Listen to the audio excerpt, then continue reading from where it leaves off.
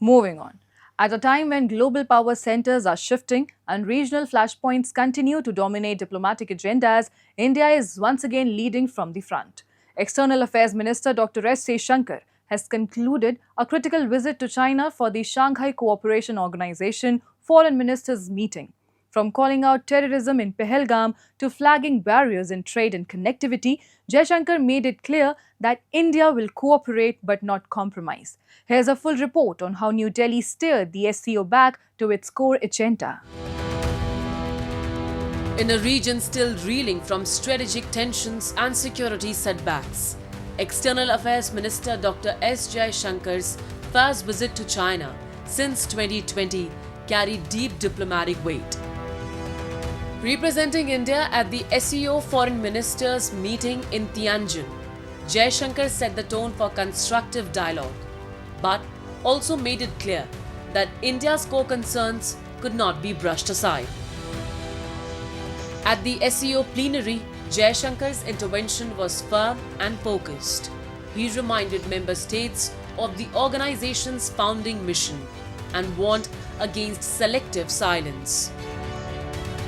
Jaishankar called on the member nations to take an uncompromising and united stance against what he referred to as the three evils: terrorism, separatism, and extremism. Stressing the real and urgent threat these forces continue to pose, Jaishankar cited the April 22nd terror attack in Pahalgam as a stark example. SCO was founded to combat terrorism, separatism, and extremism. Not surprisingly, they often occur together. Recently, we in India witnessed a graphic example in the terrorist attack in Pahalgam on 22nd April 2025. It was deliberately conducted to undermine the tourism economy of Jammu and Kashmir while sowing a religious divide. The Pahalgam attack, which claimed 26 lives, was not only an assault on civilians and religious harmony, but a calculated attempt to destabilize Kashmir's thriving tourism economy. India's tough position at SCO follows its decision to not sign the previous SCO joint statement that failed to even mention the attack, signaling a growing frustration with selective silence within the bloc. While Jaishankar didn't directly name Pakistan, his remarks were an unmistakable reference to Islamabad's role in fostering terror networks that continue to threaten India's sovereignty and regional peace. He warned that failure to act decisively would amount to a betrayal of the SCO's foundational mission. The UN Security Council, of which some here are currently members, issued a statement that condemned it in the strongest terms and, quote, underlined the need to hold perpetrators, organizers, financiers, and sponsors of this reprehensible act of terrorism accountable and bring them to justice, unquote. We have since done exactly that and will continue doing so. It is imperative that the SCO, to remain true to its founding objectives, take an uncompromising position on this challenge. India's message at the SCO was not limited to counter-terrorism. Jaishankar reiterated New Delhi's commitment to constructive engagement, highlighting India's leadership in areas like startups, digital public infrastructure, traditional medicine, and innovation. He said, India remains open to new proposals that genuinely promote collective progress.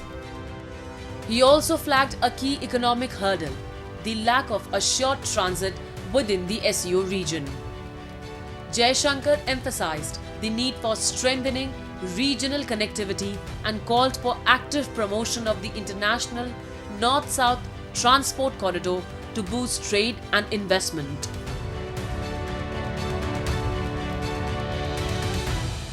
Deepening collaboration within the SCO naturally requires more trade, investment, and exchanges.